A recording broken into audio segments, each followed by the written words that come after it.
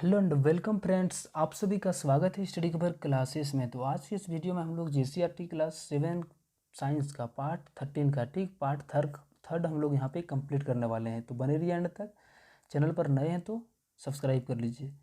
जंतुओं में उत्सर्जन यानी हम लोग जो अपशिष्ट पदार्थ को बाहर निकलते हैं उसी के बारे में हम लोगों को अब आगे पढ़ना है। हमारे शरीर में कई तरह के अपशिष्ट पदार्थ एवं हानिकारक पदार्थ बनते हैं जिसका शरीर से बाहर निकलना बहुत ही क्या है आवश्यक है। ठीक, जंतुओं के शरीर से अपशिष्ट पदार्थों का निष्कासन शरीर में उपस्थित जल की उपलब्धता पर निर्भर करता है। जलीय जीव अपशिष्ट उत्पाद के रूप में अमोनिया उत्सर्जित करता है। पक्षी, छिपकली और सर्प जैसे जीव अवशिष्ट पदार्थों का उत्सर्जन सफेद अर्धठोस के रूप में करते हैं जो यूरिक अम्ल है। मानव द्वारा उत्सर्जित अपशिष्ट पदार्थ यूरिया है।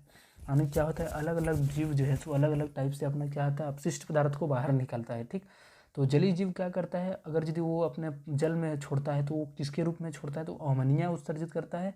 और पक्षी उक्षी जो होता है वो अपना क्या करता है, तो उत्सर्जन के रूप में वो सफ़ेद अर्धठोस, आप लोग देखे होंगे कहीं कहीं पे उसका जो है सो लेट्रिन या फिर वो सफ़ेद टाइप का जो है सो निकलता है कचरा, वो उसका शरीर के से बाहर ही निकलता है। ठीक, और हम लोगों का जो निकलता है वो क्या है, यूरिया होता है। जो हम लोग बाहर निकालते हैं वो हमारा उसमें मैक्सिमम जो मात्रा होता है वो यूरिया का होता है। ठीक, एक उसी छोटे जीव जैसे अमीबा पैरामीशियम को हानिकारक पदार्थ बाहर निकालने के लिए कोई विशेष अंग नहीं होता है।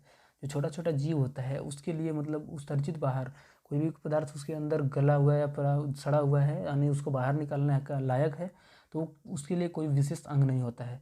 तो इसमें होता क्या है, तो ये विसरण विधि किसी भी तरीके से मतलब जाके कहीं जाके भी ये अपना शरीर से बाहर निकाल देता है कहीं से भी। आपने पिछले अध्याय में पढ़ा है कि बहुकोषीय जीव के शरीर में अपशिष्ट पदार्थ के रूप में उत्पन्न कार्बन डाइऑक्साइड फेफड़े द्वारा शरीर के बाहर उच्छ्वसन प्रक्रम में निकल जाती हैं। अपचित भोजन बहिक्षेपण प्रक्रम द्वारा निकल जाते हैं। तो हम लोगों ने पिछले सब्जेक्ट में पढ़े थे कि कार्बन डाइऑक्साइड क्या होता है, फेफड़े द्वारा उच्छ्वसन बाहर निकलता है और ऑक्सीजन जो है सो हम लोगों का अंदर जाता है। नेक्स्ट है कि हमारे शरीर में चपाचपाई कुछ बनने और कुछ टूटने की प्रक्रिया के फलस्वरूप जो नाइट्रोजनी पदार्थ बनता है वह किस प्रकार से शरीर से बाहर निकलता है, तो इसी के बारे में हम लोग यहाँ पे थोड़ा सा डिस्कशन कर लेते हैं। सजीवों द्वारा कोशिकाओं में बनने वाले अपशिष्ट पदार्थों को बाहर निकालने की प्रक्रम को ही उत्सर्जन कहा जाता है। यानी जो वो अपशिष्ट पदार्थ बाहर निकलता है वो जो प्रक्रिया कहलाता है वो उत्सर्जन कहलाता है। उत्सर्जन में भाग लेने वाले सभी अंग उत्सर्जन तंत्र बनाते हैं और जो भाग लेता है उसमें जो शरीर वो हमारा उत्सर्जन तंत्र कहलाता है। मानव उत्सर्जन तंत्र, हम लोगों के जो उत्सर्जन पाया जाता है तंत्र उसके बारे में। ठीक, मानव के रक्त में अपशिष्ट पदार्थ होते हैं जो रक्त पूरे शरीर में उपस्थित सभी कोशिकाओं द्वारा उत्पन्न अपशिष्ट पदार्थों को एकत्र कर लेता है। देखिए हमारे शरीर में दिन प्रतिदिन कितना है, तो 2-3 लीटर पानी की आवश्यकता होती है जो हमारा अपशिष्ट पदार्थ है उसको बाहर निकालने के लिए। यह अपशिष्ट पदार्थ रक्त से अलग किस प्रकार के होता है, तो रक्त में उपस्थित हानिकारक पदार्थों को छानकर शरीर से बाहर निकालने के लिए मानव शरीर में बहुत से अंग हैं जो उत्सर्जन तंत्र बनाते हैं। तो ये कौन कौन सा हो जाता है, 2 मूत्रवाहिनी होता है, एक मूत्राशय होता है जिसको यूरेथ्रा बोला जाता है, एक जोड़ा सेम के आकार का किडनी जिसको हम लोग बोलते हैं वो होता है। ठीक, जब रक्त वाहिनियों हमारे वृक्क में आती है तो वृक्क में उपस्थित सैकड़ों छननी जैसे आकृति होती है जिसे नेफ्रॉन कहा जाता है। क्या होता है, बहुत सारा छननी यानी उसको छानने का काम करता है, तो उसका जो आकृति होता है वो नेफ्रॉन कहलाता है। जब नाइट्रोजनी अपशिष्ट पदार्थ युक्त रक्त वृक्क में आता है तो यह रक्त वृक्क में छन जाता है और उपयोगी पदार्थ पुनः अवशोषित कर लिया जाता है। जल में घुले ये अपशिष्ट पदार्थ मूत्र कहलाते हैं। यानी जो अच्छा रहता है वो क्या करता है, फिर से वापस उसी स्थान पर भेज देता है और जो खराब रहता है वो वहाँ पे एक छलनी के द्वारा जिस तरह छान के हम लोग रख लेते हैं, तो वैसे ही यहाँ पे कौन काम करता है, हमारा किडनी काम करता है। ठीक, और मूत्र वृक्क से मूत्रवाहिनियों द्वारा मूत्राशय में आ जाता है और जो अपशिष्ट पदार्थ होता है वो कहाँ चला जाता है, तो हमारे पेशाब की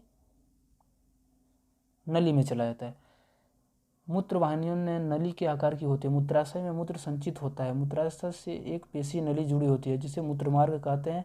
मूत्रमार्ग का दूसरा सिरा खुला होता है जिसे मूत्र रंध्र कहते हैं। चलिए इसके बारे में हम लोग यहाँ पे डिटेल करते हैं कि कहाँ पे कौन सा चीज़ पाया जाता है। ये हमारा किडनी हो गया, ये लेफ्ट और किडनी और राइट किडनी। ठीक, और ये जो नली होता है ये मूत्र का नली होता है। मूत्राशय यहाँ नहीं जमा हो जाता है और मूत्रमार्ग जहाँ से हम लोग निकाल देते हैं वो हमारा मूत्र मार्ग होता है। ठीक,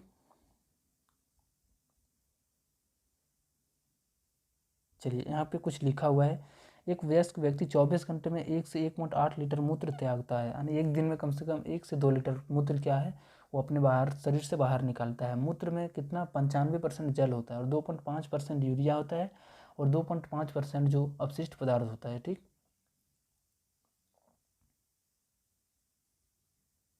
देखिए घड़ों के छिद्र से रिसकर पानी उनकी बाहर सतहों पर आ जाती है। जब यह पानी वाष्पित होता है तो घड़े में बचा हुआ पानी ठंडा हो जाता है। ठीक उसी प्रकार पसीना हमारे शरीर को ठंडा बनाए रखने में भी क्या करता है, मदद करता है। ठीक, डायलिसिस, तो डायलिसिस क्या होता है, चलिए इसके बारे में थोड़ा हम लोग यहाँ पे पढ़ते हैं। कभी कभी किसी व्यक्ति का वृक्क संक्रमण या चोट के कारण काम करना बंद कर देता है। वृक्क के काम नहीं करने के कारण, थोड़ा सा इसको